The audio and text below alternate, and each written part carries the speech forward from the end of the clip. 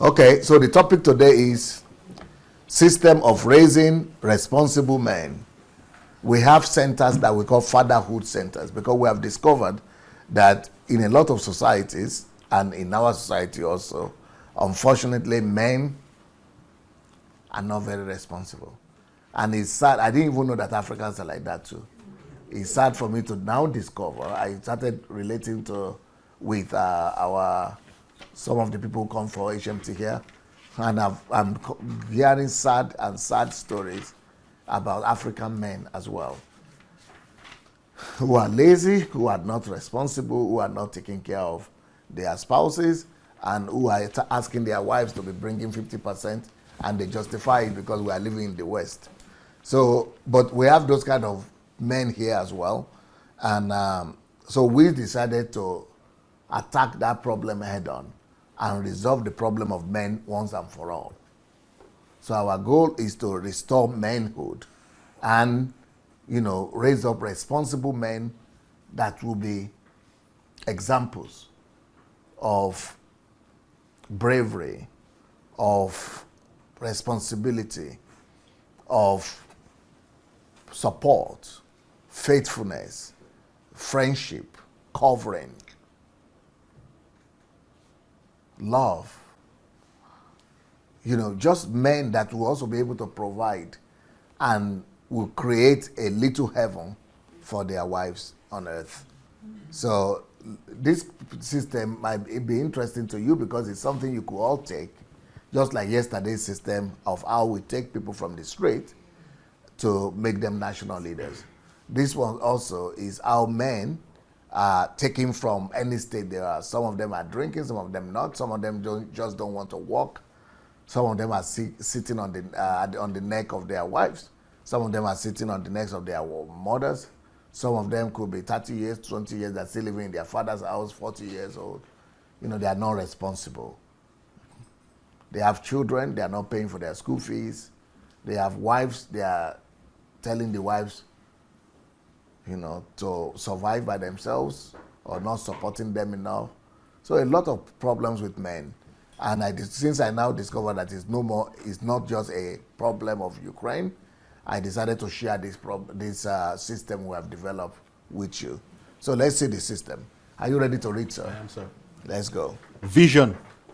Every man has to become responsible, influential, authoritative. You remember when you are building systems, you start with vision, goal, target. So the task, our task and vision here is to make every man become responsible, but it's not enough for you just to be responsible for your own family. It's not enough. A lot of men brag themselves at the fact that, well, I provide for my family. I bring bread to the table. That is egocentric life. That is such a low life. It's the minimum. Even animals do that. So you don't use that to brag on me. Don't use the fact that you bring bread to the table. Lions bring bread to the table. Dogs bring down to the table. Cats bring bread to the table. So don't use that to tell me that you are somebody. You are not doing anything special. At least you are just on the same. You are just leveling to the animal level. So our goal will never be just for you to be able to bring food to the table. So besides bringing food to the table, we teach them how to become capable of bringing food to the table. But beyond that, what is even more important is that you don't live egocentric life. You don't live just for you and your family. You don't live just for you, your wife, and your son, and your daughter. You must live an influential life. A man is not really respectable in the society until he's influential. And a man does not even respect himself until he's influential.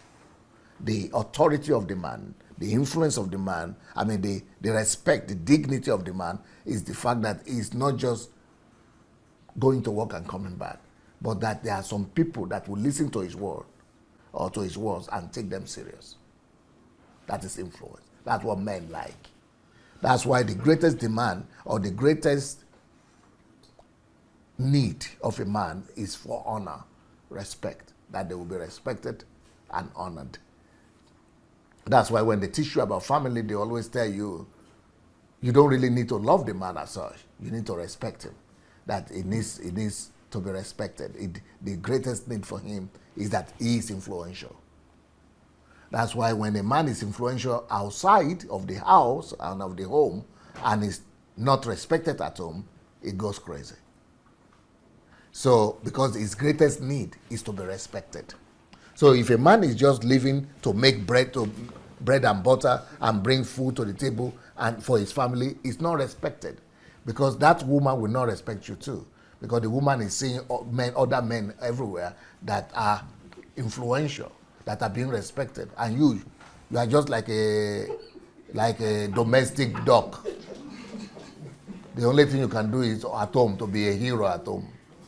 So apart from your home, you must be a little bit more influential. You must do something for the community. You must do something for the society. That's what I teach. You don't want to see me teach men, no. Well, anyway, you have a taste here today. So that's what I teach. I've written 10 books about men, and I don't have any single one of them in English yet. So we'll have to publish one by May next month, at least to begin to work on the men, because I didn't know that the English-speaking men also are troublesome like that. Yeah, we are going to get onto them. You wait. So a man is not just supposed to be a breadwinner. That's what everybody is bragging themselves. I'm a breadwinner. No, forget. What do you do for other people? A man must live for something greater than himself. A man must live for something more than himself. A man must be a man of influence. You must influence your community for good. You must influence your environment for good. You must influence the life of even your relative. Give scholarship to somebody, or support your family, support your relatives, support your wife's families and relatives. Those are the things that bring you influence. Be a shoulder that people can cry on. Not just for your wife, but for anybody that needs help. Be a support system.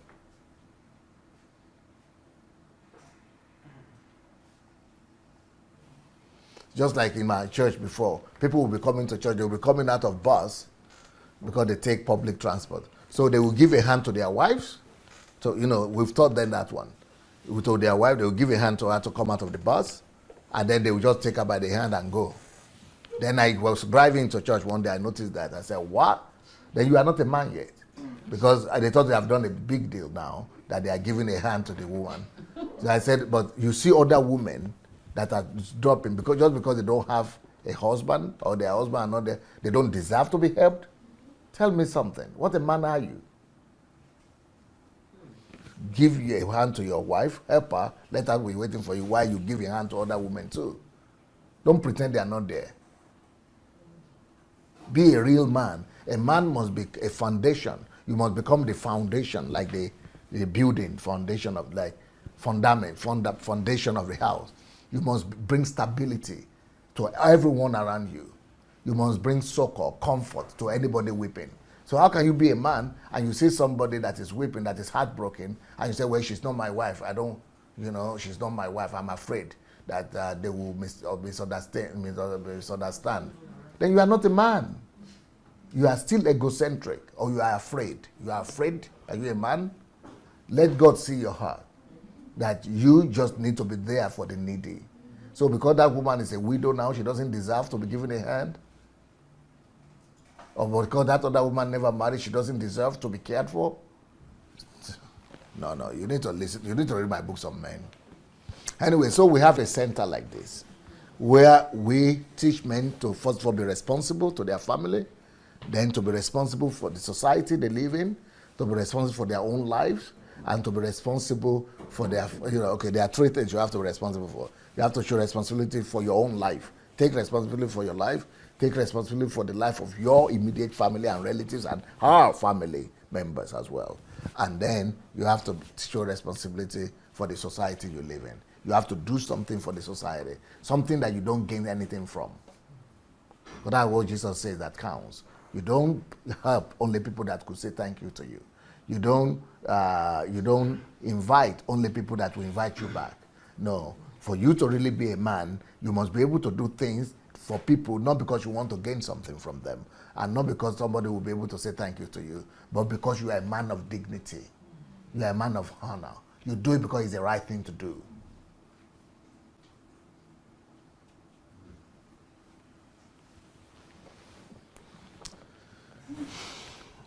The other day I was I was giving consultation to, okay, even the other day I was listening to Mrs. Kamalafe and other people say, oh, I called by accident and he called me back. Well, just being, why? Another person was spending, he said, oh, it's 1 hour you have spent with me. Why? You don't know me? I said, you see, people think they have to deserve something. They have to have done something, or I have to have something to gain before I could be good to them. So if you are now good to them, why? You see, people don't get it. And that's why I have a conflict sometimes. Because I'm doing things not because of you, but because of who I am. Because of what I know. I have to show responsibility. You say, oh, why? Maybe you want something from me. That's your choice. That's what you think. But I have to be who I know. I know better. Who I know I must be. So you teach men to be responsible, but it's not enough to be responsible. They must be influential too. And being influential means that you must do something for people that you don't stand anything to gain anything, and people who don't deserve to even gain anything from you. Then thirdly, you must be authoritative. You must be a man of authority, not authoritative. That's it. A man of authority, which means you must have something for which you are respected.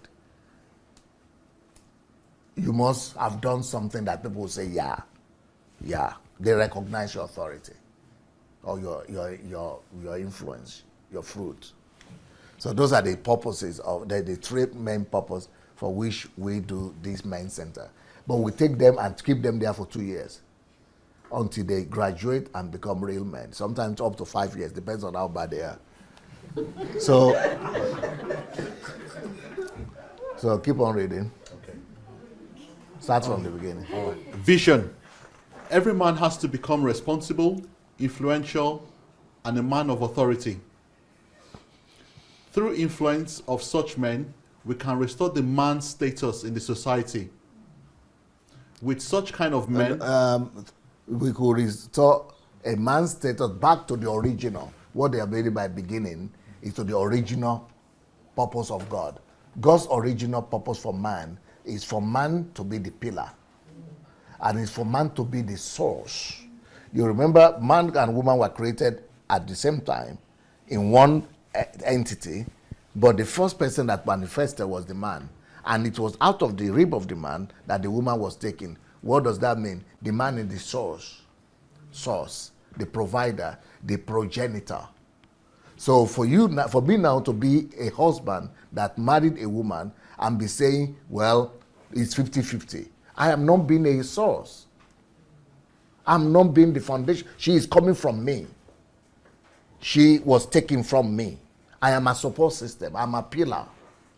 So when I tell her now, you have to go 50-50 between me, I'm relinquishing my authority, my place. I am telling her I'm not worth of her. I don't deserve her. But the man must stand first, then the woman could be taken from him, because he's strong enough. He's standing. That is the original place, the original status of a man. You are a support system for her. Why from the rib? Because it's equal. That doesn't mean that you are better than her. It's equality, but it's also support. You can augur. You can be a support for her. So the original intention of man, why was he was the first one to have manifested out of the man that God? Because he's supposed to be the foundation, the base for her, for the family, the foundation of the society, the stability, the source, the progenitor, the beginning.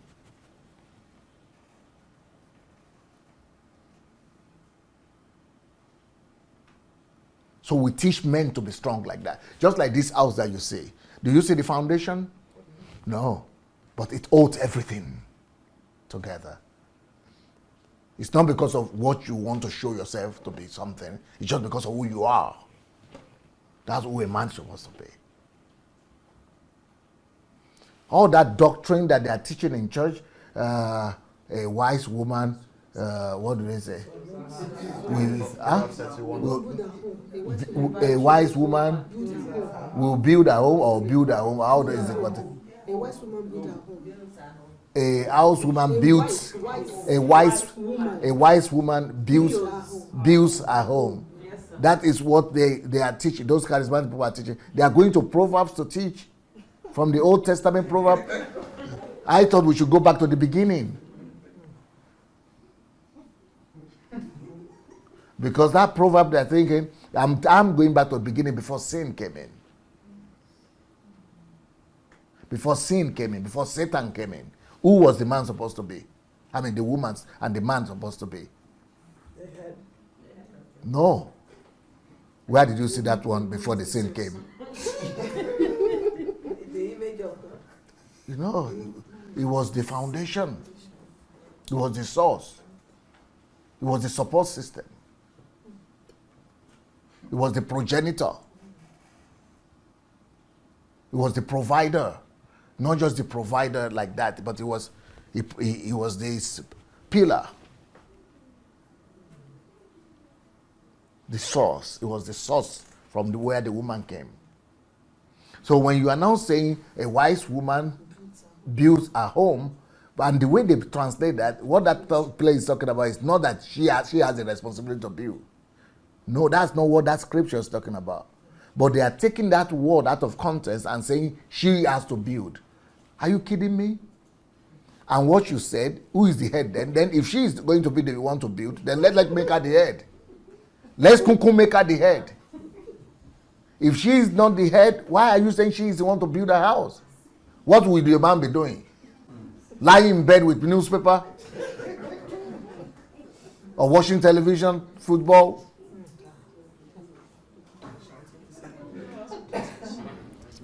Anyway, don't let me go and be doing men's teaching right here. Anyway, we teach our men these things. And if you want to know my teaching about men, go to my family series. They are all there in English language. Even though the books are not out yet, but the teachings are all there. You have to be a support system, a pillar. She has to hang on to you with her feet on the back if necessary, and you are holding her strong. So that's the foundation. We are returning to the foundation, to the beginning. How God intended it to be. Even in the New Testament, even though we are equal, but being the head of the family in the New Testament means to be the slave. Because the Bible says who wants to be the first should be the last. Who wants to be the head should be the slave. So now for you to be saying, I'm the head, so I tell you, who did I tell? Didn't I tell you? You have to listen to everything I say. You are not being slave, you are being a dictator and a tyrant. So you don't tell her, command and say, because I'm the head, now you have to do anything I say. That's not your position. Your position as the head means you are the one who serves most. You are the slave, you are the servant of the home. Because he who wants to be the first must be the last. Who wants to be greatest must be the least. Who wants to be first must be last. That is what it's all about, being the head. You take responsibility. It's about responsibility. And it's annoying when men don't know these things. And they have not been taught. And another tragedy is that men don't even want to be taught because they think they know everything already. Pride. Arrogance. That's why we challenge everybody that's watching right now, either men or women, go look for that family series. Everything is there, both for the women, for men, and for children. Please. Okay. Through influence of such men, we can restore the man's status in the society as it was in the beginning. With such kind of men, we will receive and spread fatherhood. We will revive. With such kind of men, we will revive and spread fatherhood. Fatherhood is so important that it's one of the things that Jesus brought. Before Jesus came in Malachi, the last chapter, it talks about Elijah coming to turn the heart of the father to the sons and the heart of the sons to the father. It's about fatherhood. When Jesus was here on the earth, he was showing us the example and the supremacy and the preeminence of the place of father. You know, I am a father I one. Father, you hear me. Our Father who art in heaven. It's all about fatherhood. That's what men are called to be. Fathers are symbols of security, defense, identity, stability. That's why marriage is even instituted in the first place.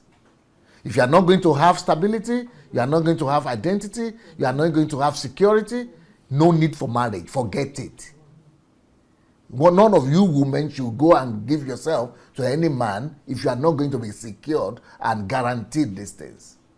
You must be guaranteed, identity. It must give you identity.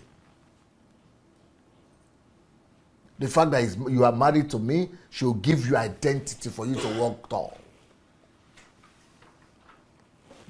It should give you security for you to know you are safe. Nothing is ever threatening to you.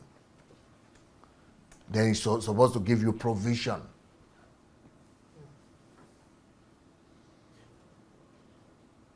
And stability. If marriage is not giving you that, you are not in a marriage. You have entered into an abusive relationship where you decided to sell yourself onto abuses. It is when a man gives this to a woman, then the woman will be willing to listen and to be obedient to him.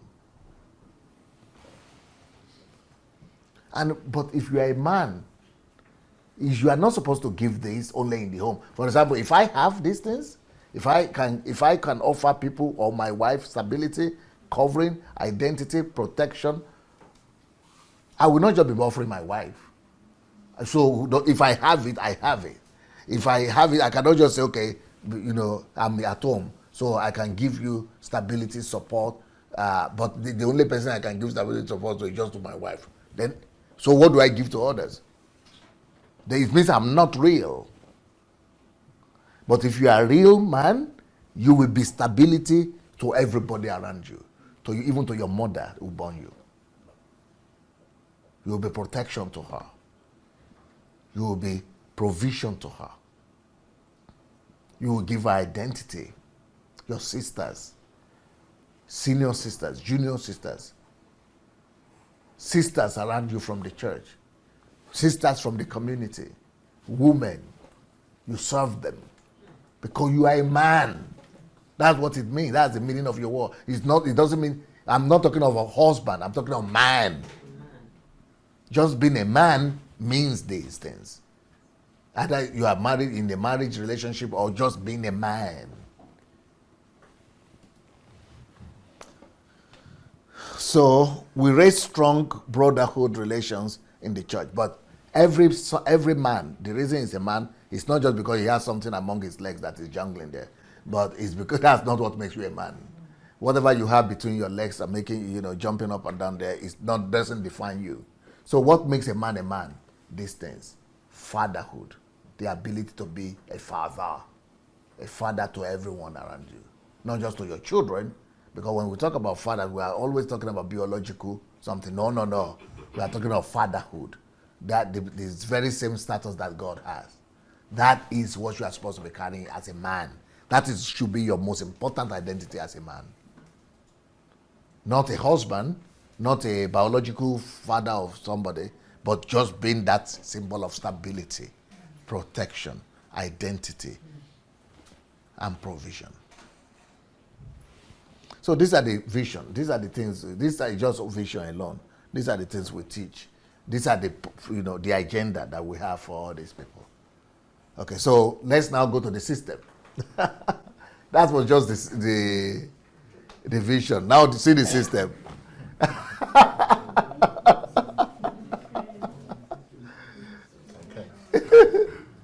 Success stages. This time we are not using pyramid style. We are using stages like ladder. Success stages. First stage, orientation. Second stage, spiritual growth. Third stage, personal orientation growth. is just what I did for you now in the last 30 minutes. That's his orientation. But of course, when people come to the center, because we take them from their, from their wives, from their home, because the wives don't want, the wives are tired. They just collect him.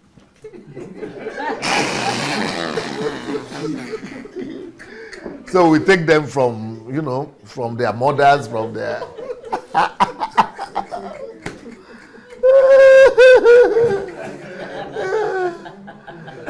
So for a whole week, we are doing orientation for them. We are trying to make him wake up and let him know that what in the society, what makes you to call a man is just because does he have penis or he has a woman organ. That is just the organ that makes people to say it's a man or it's a woman. That is an insult. It's just like saying it's a male dog or it's a.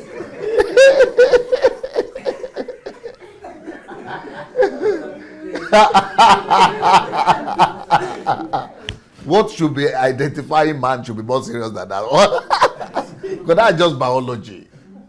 So there must be other criteria that identify a man. So in the orientation, we let him know what is supposed to be the identity of a man. What gives a man the identity. Not the thing that is between your legs. Because if that is the case, then you are not better than the animals. So let's tell you now the things that are supposed to define you. That's orientation. We wake them up. Because some of them never had it before. That there is something that's supposed to define them as a man. You mean it? I thought I can play soccer, football with my friends. And I go to the men's toilet and washroom.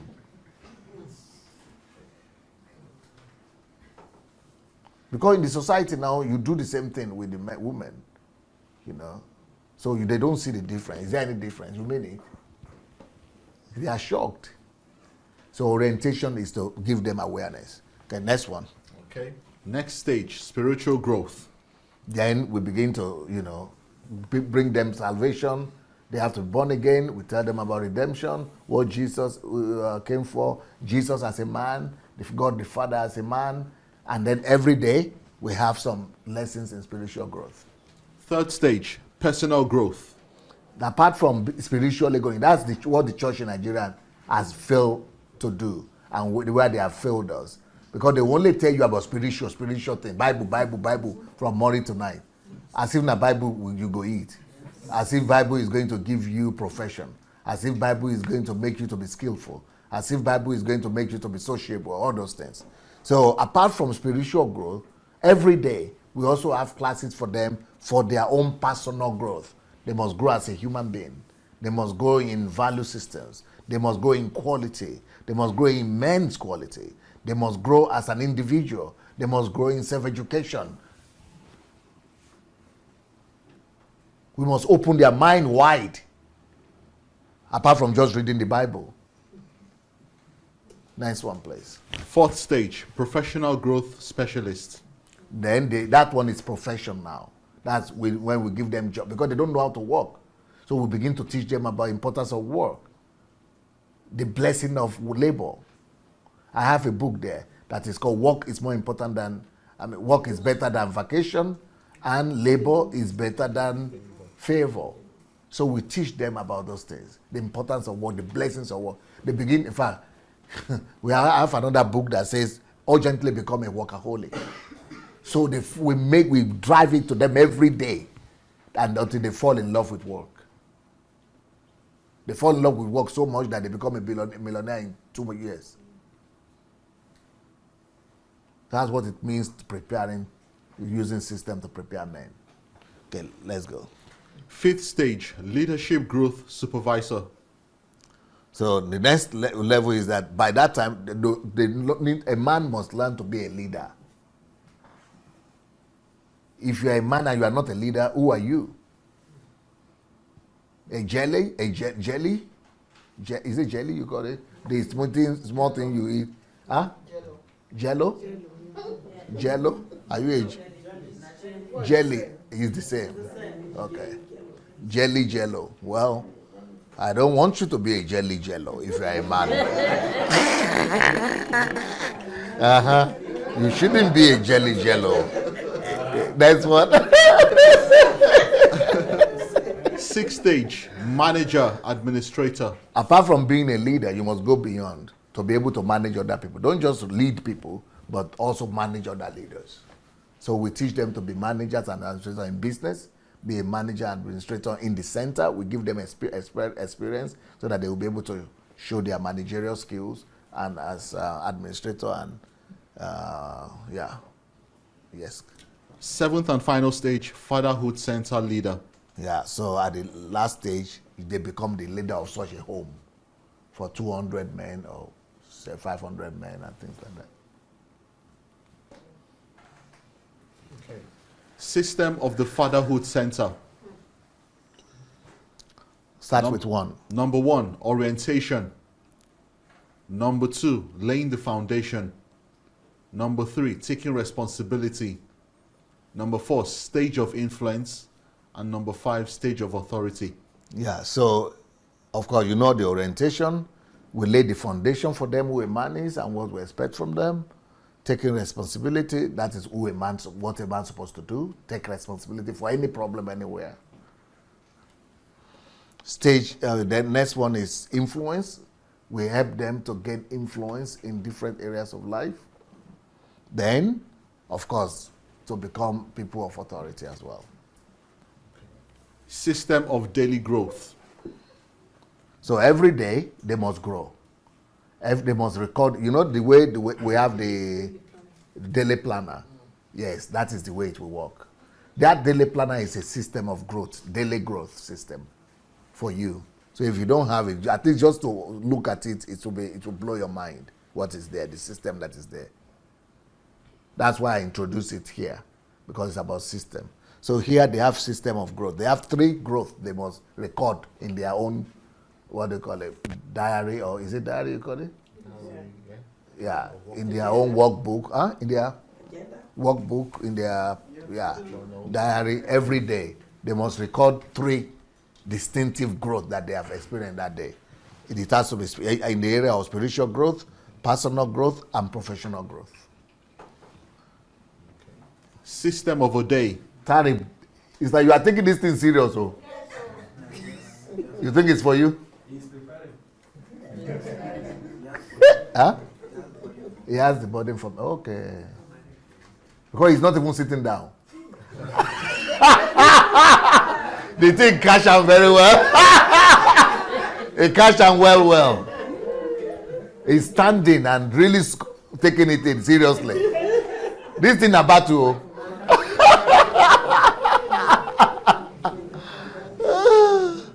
Okay, system of the day. So what do they do in a day? Go ahead. Okay. Prayer, Bible reading, walk. So they wake up in the morning, their day starts with prayer. After that, they have 1 to 2 hours for Bible reading and studying. Then they must go and work. In this center, they have to go. We lead them. We go and get a job for them. While we are teaching them skills, they are working as well. Okay. Walk, professional growth, discipleship, and self-education. Yeah, before they sleep, it has to be self-education. Daily routine, I don't know. You have to just take photograph of this one. So this is the calendar, what do you call it? Is it Calendar. Is it calendar? The daily calendar. The day, everything they do every day. Daily schedule, yeah. Daily schedule, their daily schedule. You want to move, okay, you have your Zoom, you can move it closer. It will take a long time to read it.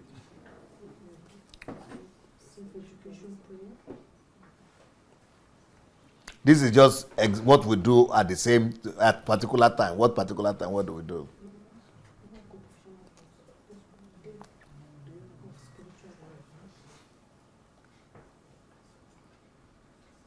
So we get, of course, you know that we get homes.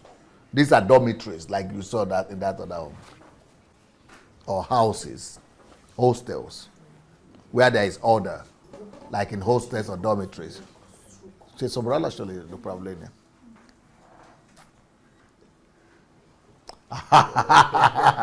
Can we read this one? No way. You have to take the photograph too. So this is the stages of, the program they go through.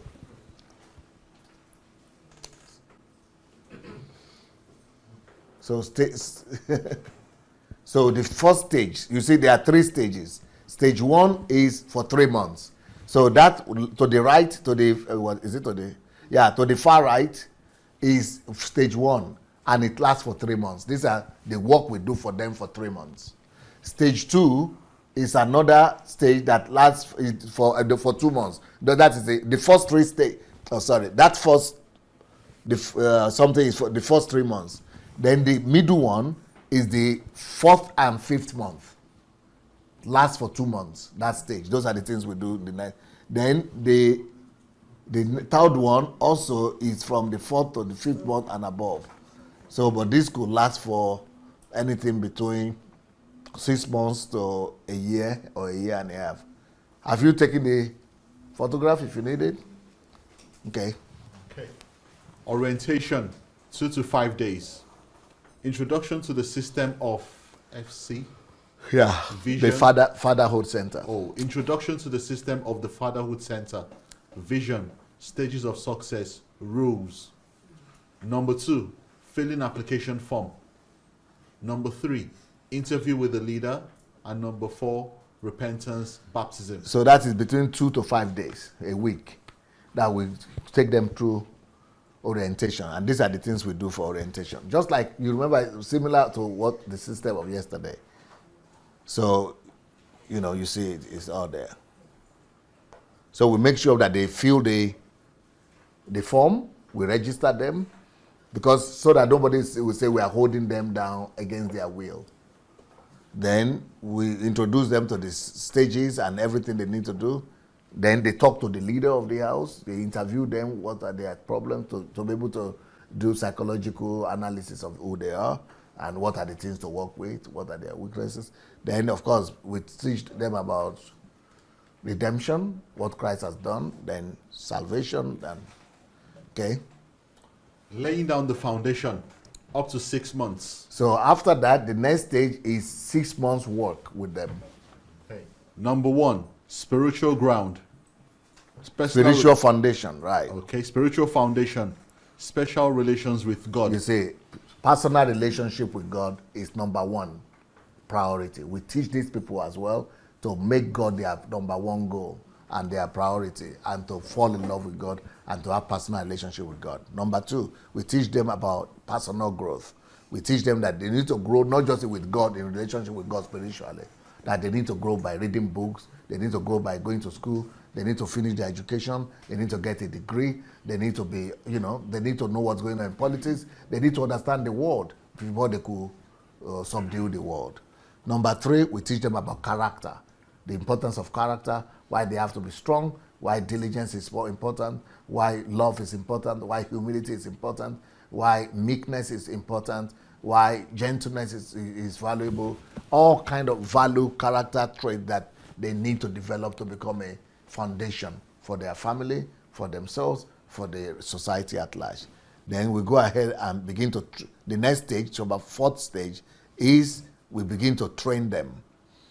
So these are trainings, because we tell them that the root of the society is lack of manhood, is lack of men, lack of men that take responsibility for the problems of society.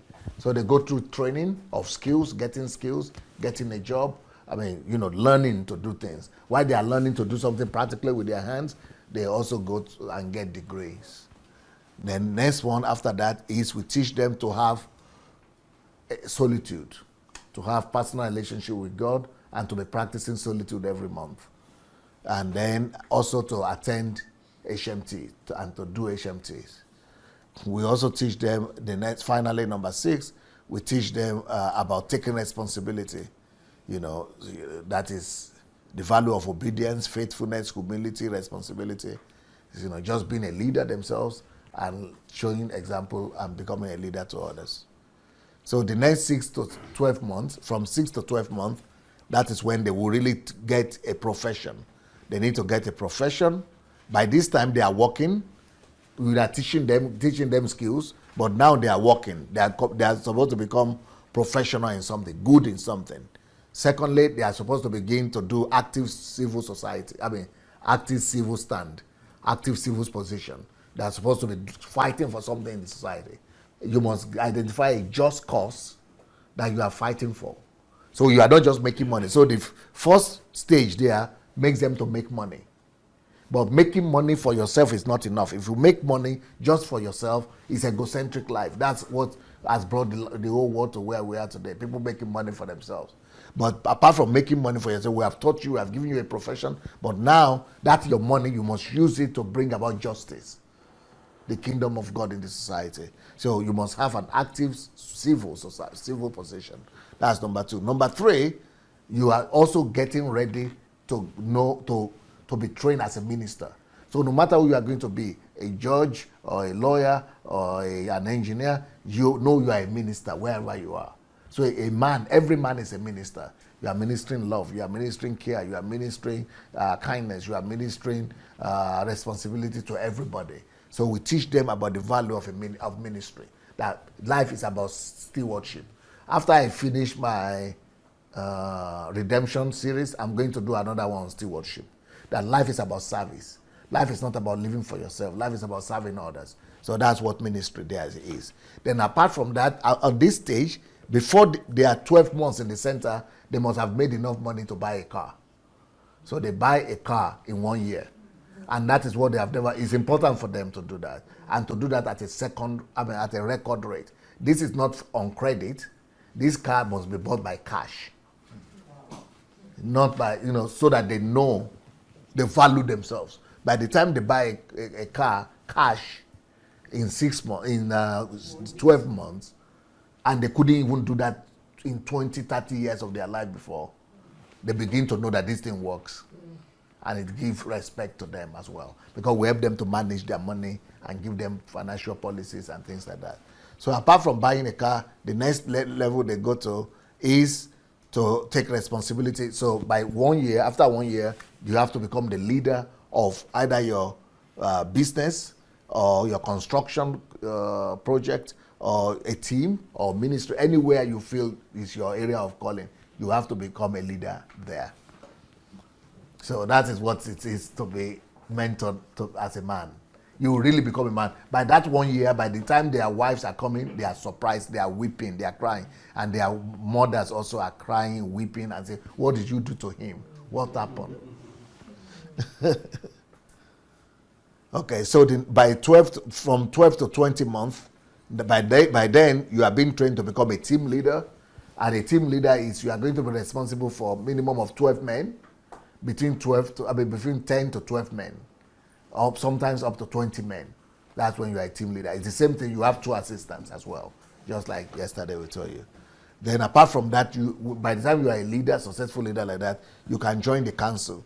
You become the council, a member of the council of the sorts for the men, fatherhood center. Then please you can read. Then what are the other functions you do? Okay.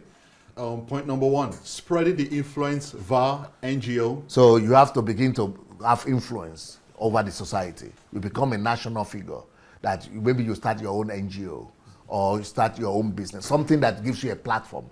By this time, you have a platform through which you bring influence of the kingdom of God, through the good works you do, through ministering to people, through taking care of widows, through taking care of orphans, through teaching other men, through leading projects, conferences, and doing events, and beautiful life for them from here.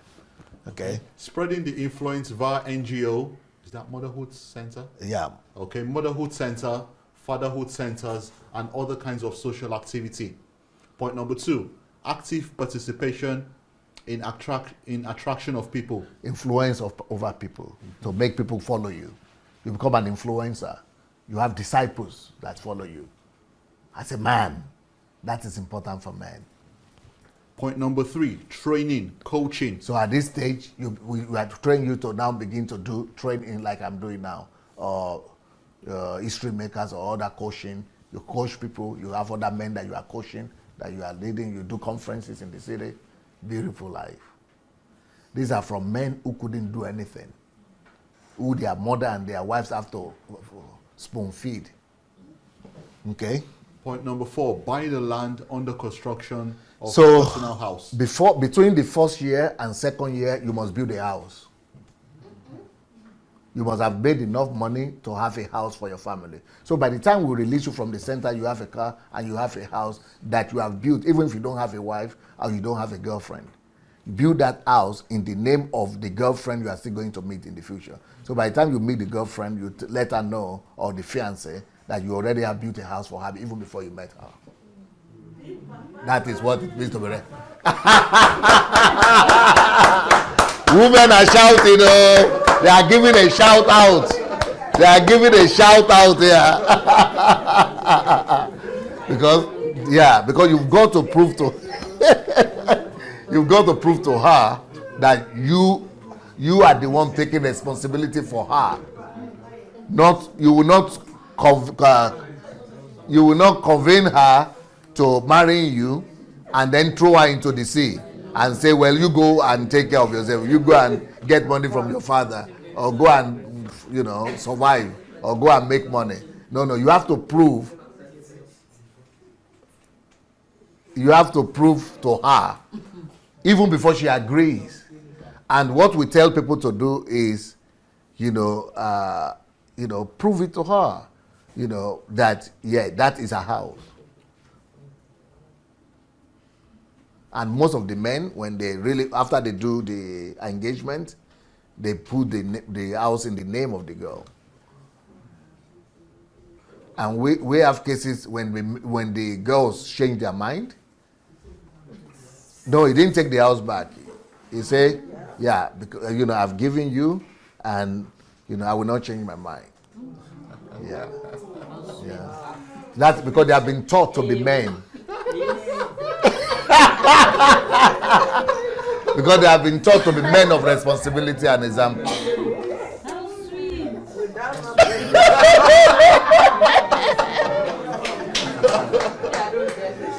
You don't get it? Oh, it's just like, it could break their heart. It doesn't happen often. Maybe we have just one or two of those instances. It doesn't happen often. But the example we try to give is that, for example, in our church here, this is what we teach them in the men's. This is not for ordinary people. These are people who have been trained by men, my fatherhood center. So, for example, when you divorce as well, we don't do all those dragging and all that. We say you must leave everything for the woman. Maybe your car, but the house, apartment, car, you must leave most, because she's going to take care of the children. She's going to take care of will you be dividing? Your children are going to be there with her, and you want to be dividing something, taking something from her? You are not a man, unless you have not gone through our training. If you have gone through our training, you leave everything for her. You say, huh? He goes and he's a man. He takes responsibility. He made it. If you have been able to do it one time, you are a man, you will do it second time, third time, fourth time. But you have good relationship that way. So the woman respects you, if despite everything. You have good relationship with your children. You have shown example of dignity, the dignity of a man. You've kept the respect of your children. You've kept the respect of the woman, even though maybe you didn't agree to live together for some reason, but the respect is still there, that you are a man. Even the respect of the society, because you are not just living for yourself. You see, it is egocentrism that drives you to just want to be right and take something. But then you lose the respect of everything. You are a loser at the end of the day, because the whole society will lose respect for you. Your family will lose respect for you. Your children will lose respect for you. The relative will lose respect for you. You don't win by just wanting to win for yourself. Why don't you be a man? Jesus gave his life for us. He didn't even do anything wrong. And he came to become like us. So talk less of a woman that you told that you love, that you enticed to marry you, who gave up everything to follow you. Now something didn't work out, and you want to strip her of everything. Who are you? Even animals will not do that. So just, okay, we disagree, but as a man, I'm giving you this, and this. Okay, for example, I have one disciple like this, that he couldn't do that. He couldn't work out and give everything. But he gave 75%. But the lady said no, because, but we have one son. You don't deserve to have that 25%. I want to take everything. So this lady said, well, let's go to court. She went to court, but when they went to court, she ended up getting 50-50. Good. And she lost the kingdom principle would have given her better. But she wanted to go by the law, but Christians is superior. Christians is superior today. So it's a good thing to be trained by Fatherhood Center. Or even by my teachings on family series on YouTube. If you go to listen to my teachings on family series, you will see all these things there. I've mentioned all of them. I don't say it's compulsory. It's just for you. Either you want to be Christ-like, because the Bible says Jesus is like husband too. It's a standard. So just like Jesus will give his life for the bride, that's how men should be doing to women. You know, and he washed the woman he took responsibility with the word, you know, with the water of the word. He takes care. So that if the model is Jesus as the husband, and we are supposed to copy him, then none of us has matched what Jesus has done. None of us is close yet.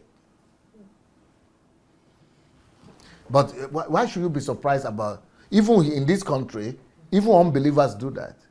They leave everything. I think everywhere people do that. They leave everything for the wife, no? No, not in Britain. You people are living in capitalistic society. Not in North America, eh? And not in Nigeria as well. Are you serious? Yeah, no, the woman leaves the house, not the man. No, not in Nigeria. Am I right? Yes. Push the woman out. The They are woman not goes things. out with the children. With the children. No, the children will stay with the man. And you marry another wife. Sometimes you go with your children. In the Yoruba culture, yeah. Only if you are lucky. In the Yoruba culture, I mean, We need to bring kingdom culture. yeah, I mean, We need to bring kingdom culture to Nigeria. Kingdom culture, yes. Yes. I'm telling you, a lot of men are driven out after marriage with the children, and the man will marry another wife and then live in that house, and the woman will be languishing about with the children. We have to fight against children. that. Any one of you women who wants to go with me to Nigeria, we've got to pass that law. A woman should not be victimized after marriage or after divorce. No. We've got to fight. Even we're going to write it in the law. You are saying it's not possible. We are going to fight for it. I'm not saying that. We will make it happen. We will make it happen. You wait. No, it's tough for women in Nigeria, I tell you. It's tough for women in Nigeria. You see, it is Christian influence that made Western countries to even do all those rules to defend the woman. You know, don't beat them. You know, you have to divide 50-50. It is because they are the weaker vessel. It is the Christian spirit that does that. But when you are a real Christian, you will not do that. Me, by the grace of God, my own plan is to give my wife $1 million for every year she has lived with me. Yeah. That's my own plan. By the time I get back to when I live here, when I start a new life, because I could die in Nigeria. So before then, yeah, that is my plan. That's my plan. So I'm going to do that because she's giving her life. She's sacrificing her life by living with me.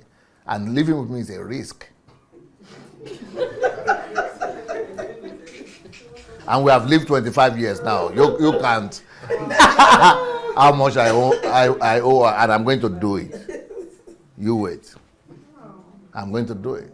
That's how I understand being a man. Anyway, I don't know where we are. So, being a man of authority. Okay. Authority. 20 to 28 months. Fatherhood Center leader and missionary. That is who you become. At this time, you must become a leader of the Fatherhood Center or even be a missionary sent out to somewhere else. Yep. Complete responsibility over new center. So you take complete responsibility over a new center. Manage over one of the business lines. Yeah, you have a whole business line that you have created. Okay. Member of Pastor Sunday's home group. Home group is like my mentorship. It qualifies to be mentored directly by me. Personal house or apartment. So he already has his own personal house or apartment at this point. That is after 20 months. Between 20 to 28 months. That's how you make men. You produce them like machine. You know, like assemble plants. Just produce. I think we should do this in Africa. For men. Yeah. And to think that everything that... But only the women are shouting, yes, yes.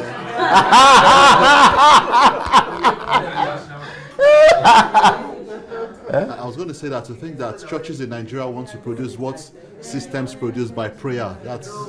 Yeah, okay. Yeah, the one... Brother Joshua just made the point, that all these things that I'm talking about, it is by prayer people produce them in Nigeria. What you're supposed to produce by system, you are praying. You think that God will provide you a car, or give you a house, or give you a wife, or give you a husband? No system in place. And you have a lot of... They will just be saying, come to prayer meeting, What to do, yes. come to night vigil. Yeah. No system. No. Okay, so by the end of the day, every man in our church, we have become their calling. Either their calling is businessman, politician, pastor, whatever the calling is, that is the goal. So, and that what they are spreading is the authority of the kingdom, the influence and responsibility. Okay. Business lines. These are the business lines that they have right now in the fatherhood center. Business lines, like lanes. Okay. Sanitary engineering, repair and construction work, electric installation work, This is ongoing now. These are the businesses they have created themselves. Different men. welding, advertising, real You will estate go and agency. see one tomorrow, construction. But not for the men. These are from graduates of rehabilitation center. Real estate agency, sanitary facility stores, construction equipment leasing company, furniture, woodworking shop, building projects, roofing, and perspective. Yeah, different ones in the perspective. Okay. Duplication. So after that, you have to duplicate. The whole idea is spreading. Be fruitful, multiply, and have dominion. That's what men are supposed to be doing. Yeah. Okay. So first stage, come and see. The next stage, create the systems of ads. Yeah. Then you create the system of education. Then you create the system of professional growth and put people into system. Yeah, that's the way just for you to duplicate everything they have done. First of all, we come and see the result I've achieved. By going through this center in 2 years, come and see what I've achieved. Then advertise for them to follow you, disciple them. And then you disciple, train other people, and then you teach them how to also become professional people, to take responsibility. And then you put them into the system that you started from. This is how to recruit people. Okay. Come and see how people live, people pray, people work, and people study. Create the system of advertising. Advertise in church. Find people in social networks. Personal recommendation. So we have to look for irresponsible men. Nobody just comes to you, and men will not come. They will say they are okay. So we have to use different strategies to get them to even get their attention or get them to come. Then work with prisons, shelters, and orphanages. Arrange trainings, seminars, retreats. Yeah. Create the system of professional growth. Teach people what you can do. What you have been taught, begin to teach others. Give them responsibility. Bring up masters. Bring up leaders. Then let them release you. Yeah, they release you of work. You don't do those things anymore. They are the ones, that is delegation of authority. Put people into the system. Use schedule. Follow program. Check quality. And Multiply. That's how we multiply the same system again. It's a cycle.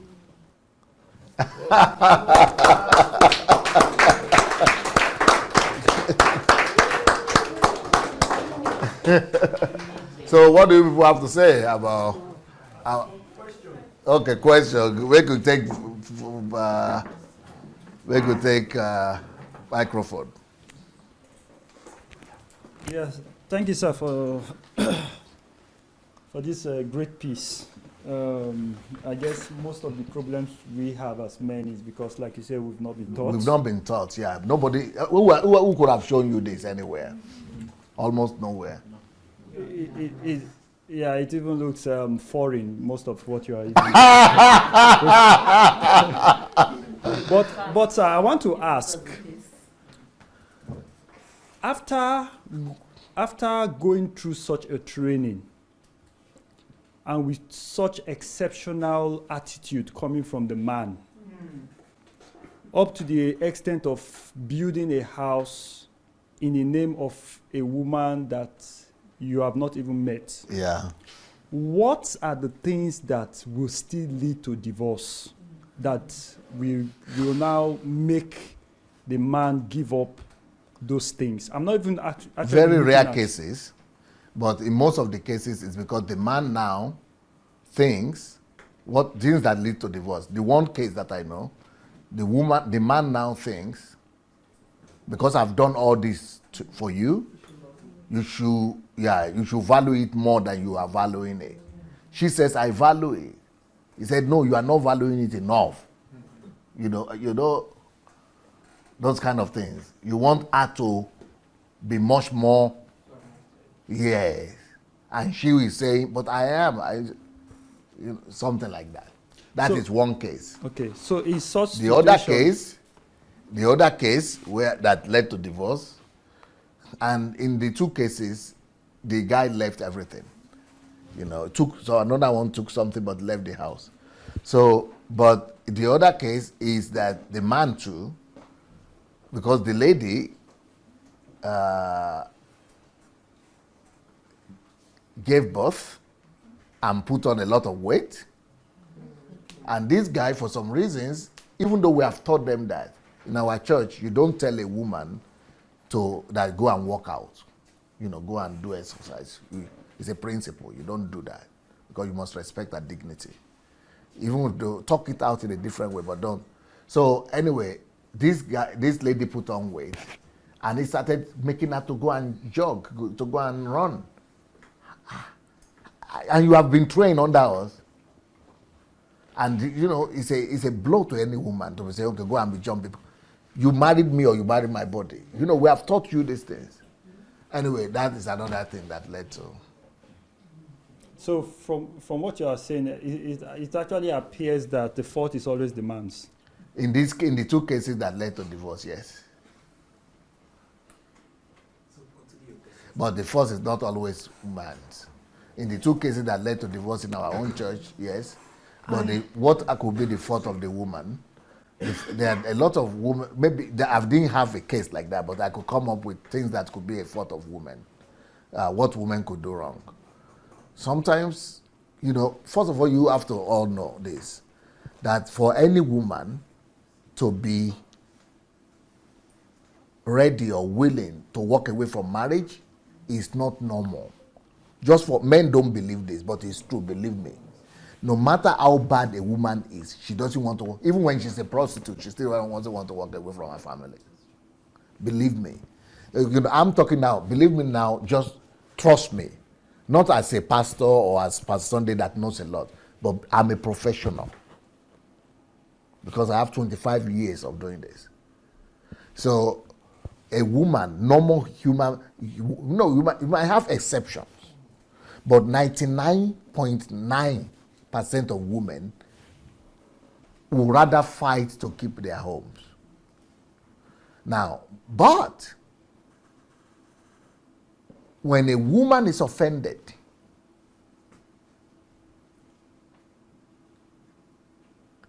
which is not easy to offend, but when she's offended and you don't want to get her to the place where she has become disillusioned about that relationship, when she had given up, when she has lost hope.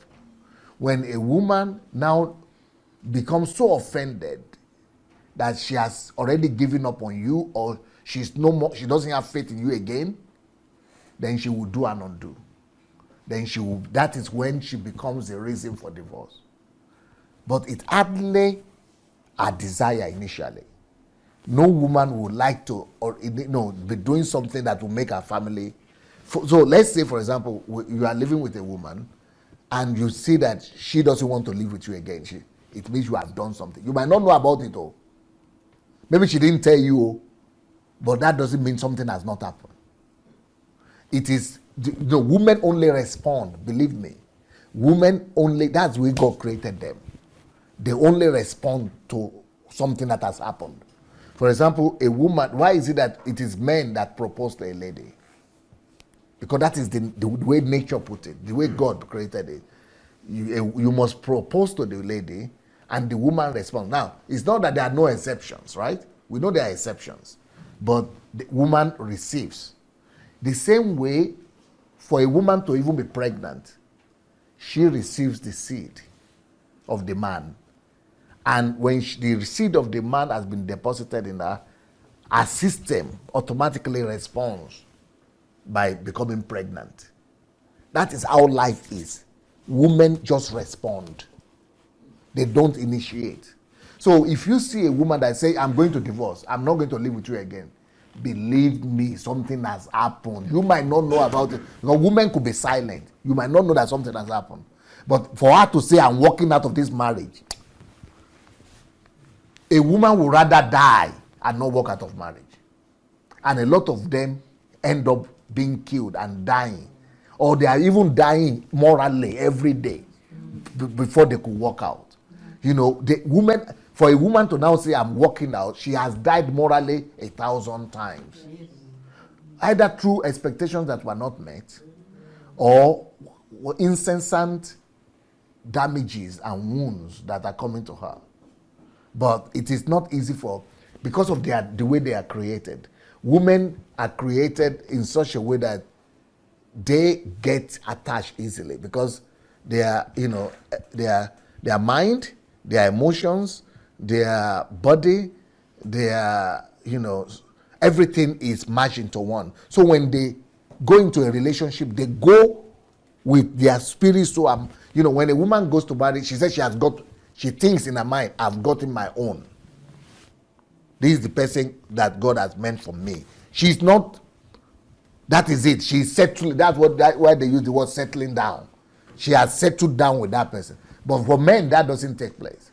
For men, you have to intentionally say that, okay, I've married her, she's my wife, but man knows anything can happen. But women don't think like that. So women become so attached to the men most of the time. But in most of the cases, women don't want to walk away from their families. Only either they have been emotionally abused or psychologically abused or wounded, or maybe in rare cases, maybe they had been abused before you married them by another person or by their family or by their father, or something that's gone out of the order. So, for example, you know that women do prostitution. All of us know that women do prostitution, right? But do you know that it's not their nature to do prostitution? They said it is the oldest profession, but it's not natural for a woman to be a prostitute. People think they just want to do it. No. Things must have gone so wrong, something must have pushed them to the extent of losing respect for themselves. They must have lost so much respect to the extent that they have given up being evil. That's why 99.9% of prostitutes, they use either drugs or drink or alcohol. Why? They have to force themselves to switch off to do what they are doing. So prostitutes are not to be condemned, they are supposed to be pitied. If you will understand the nature of women, you will never point accusing finger at them. But most men, when I say this, they don't agree with me. They argue. But they don't, just because they don't know too. But that's what they know. But this is the truth I'm telling you.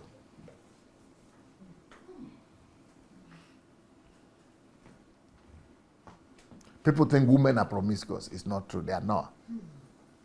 It's not possible for them to be married and to want to be looking for. They can do it, but it's a series. They're only responding to something. And are women promiscuous before marriage? Yes, a lot.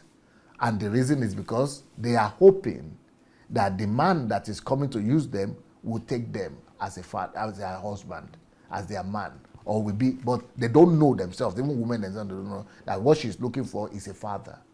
So our hope is that he will cover her as a father. But men doesn't think that I'm going to be a father to you. No, men is thinking I'm going to use you. But they don't. It doesn't say that. It says I love you. But she believes. She believes him.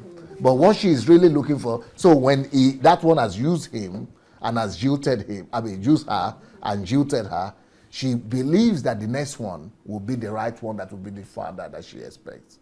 And then that one jilts her again. Then the other one, she believes that one will be. She's hoping. That's what makes us to think they are promiscuous, but really not. It's just that, some of them don't even know these rules. Anyway, what do people think about this? You are asking me a question. What about the center? I'm talking about the center. This thing I just presented to you, the presentation. Can we talk about the presentation?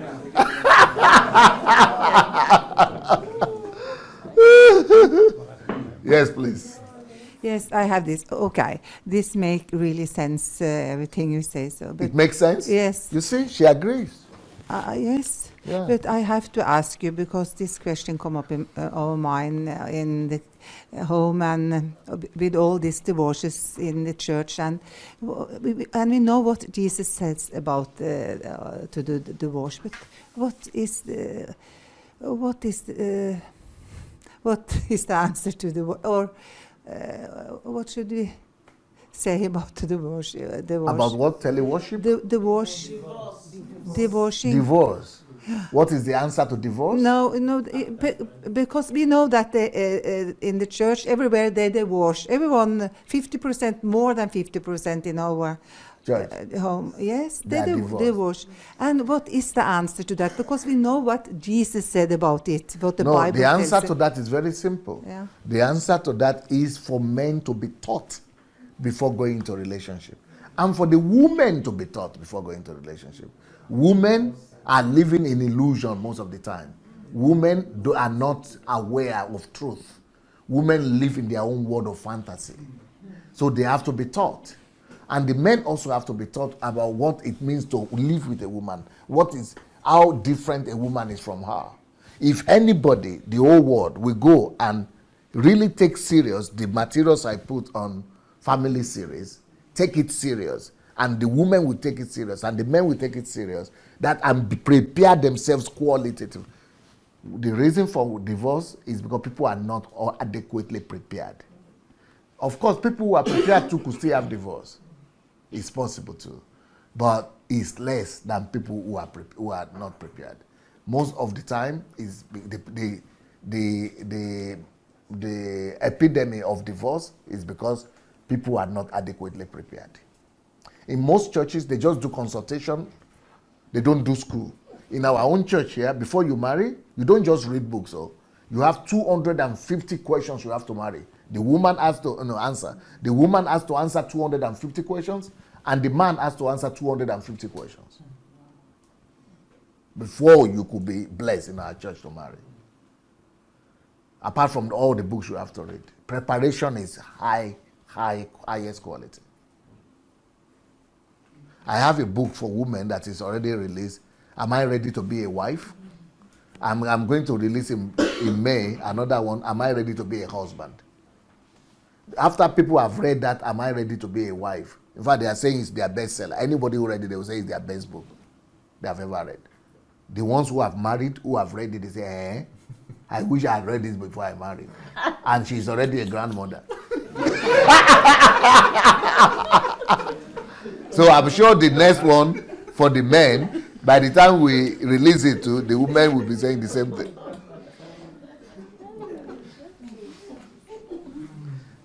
What will you say about the teaching, about the system? Okay, let me say. You don't go comment about the system. You know what, Dr. Sunday? All these things that you are teaching us, they are so blowing out our mind. Mind-blowing. Everything, yeah, mind blowing. Everything that we are hearing is like, wow. Really, I so wish that I could have. Nevertheless, Will you take the system to South Africa? yes, I am for sure. I'm taking these systems to South Africa. About the program, there are men. You're talking about men that stay there for 6 months. Yeah. In the center. In the center. And my interest or my question is that how do you get these men? Are these men maybe that are not doing anything? Because I don't No, think they are doing something. You say the program, if you go through it, you see what they are doing. They begin to work after 2 months. they begin to work when they are Yeah, while they're there. in the program. Yes. I'm thinking about We when. create work for them in the city. We become like a team. So we give them, we have professions, different professions. Like, is it, anything, any profession that we have experienced businesses, we could come and present 10 businesses to them or 20 businesses, people from the church or from somewhere. So they go, it's by schedule, they go out at 10 or 8 o'clock in the morning and come back at 4 from work, but they have a leader. So they don't go one by one. It is a group thing. Does that mean that before they got into the center, they were not doing anything? No, when they go to that work, the people who will work are the leaders, but they will be training them at work, on work training. Okay. But they will choose the place they want, and then let's say they say tailoring. Okay, they will take you to tailoring, but you are not tailoring immediately, but they are teaching you. It's like apprenticeship. Yes. But after 6 months, you are no more an apprentice. You are already doing the thing yourself. Then after 1 year, you're already a master yourself. It's an hands-on thing. It's not clear? It's still strange to me because Okay. it's still strange to me. Even some apprenticeship in Nigeria, where I come from, Yeah. to learn tailoring, Yeah. it's like 3 years. Well, For normal people, now you're talking that of is their system. It depends on the system they give you. You can learn it for 2 months. really. Yeah. And then, hang on, where I'm still confused is someone from drug, Yes. Background. alcohol Yeah. use got life transformed within a year. Pastor Igor. Got his life transformed within a year Yeah.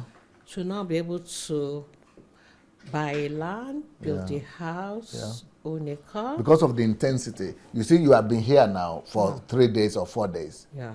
See how much you have gotten? Okay. So if you are here now for 2 months like this, then if you are here now for 6 months, I got it now. then if you are here for 1 year, you will overtake the ones who have been in church for 25 years. Even I what got you it get for these 4 days now, you are already overtaking all the GOs in Nigeria. I got it now.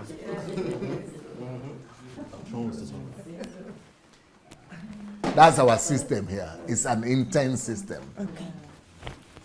All right, I just wanted to Did you see Dr. Olena today? Okay. Or Professor Olena. You see, she didn't go through any center, residence, because these are resident, dormitory. The one she did is just coming for mentorship. Twice a week or once a week mentorship apart from church something. That is, she still got this kind of result. What about the ones who are every day? We produce them like machine, like yes, ma'am. Oh, thank you, Pastor, for that presentation, for that system. But I think by the time you introduce it to the guys who have really gone astray, it's too late. This, I think, it should be started when, even in primary school. Okay, before they go astray. Before they go astray, so that when they are growing up, they know what is expected of them. In Africa, we were just discussing today that, I don't think there are any. There are no systems. For example, this kind of system, we shouldn't, I think you are very right. If we just introduce it to regular people. Yes. Regular people. But these are regular people too. This is not for drug addicts or these are just for men who we want to teach responsibility, make a success and things like that. But I think we should do it for regular people. Yes, men and women. Because even in the UK and I think in America, all this sexual education and marriage, they've started teaching it from primary school. Grade 3, grade 4 children are being taught already. And as a result, we find that most of the men in Africa... As a result, you're having more homosexuals. Yes, they are told, to choose, that they are gender fluid and they choose whatever it is that they want. But in Africa, we were just talking about it this afternoon, that even to look after their own parents, men are not doing it. They only wait for mom and dad to die, and then they take over and they chuck all the other children nobody out. has taught them. Nobody has trained them. Yeah. We are expecting things to happen by accident. Just like you have a house and you never clean the surrounding, grass will just grow by accident. So, but grass can grow by accident, but human beings don't grow like that. You have to cultivate something into them. And also, Pastor, the parents that are bringing up the children. Even they themselves, who train them? They've not been taught. Nobody trained the parents, so we can expect. Yeah, so the whole That's system. why the family series, we are parenting there. And there are strategies there how to train your children from when they are small. Everything is there in that family series. And as a result, the children, they just grow up being really spoiled. Being nuisance, Yes, and they don't want to work, they don't want to go to school, they don't know what hard work is all about. Yeah. But if you don't train them specially, nothing will happen.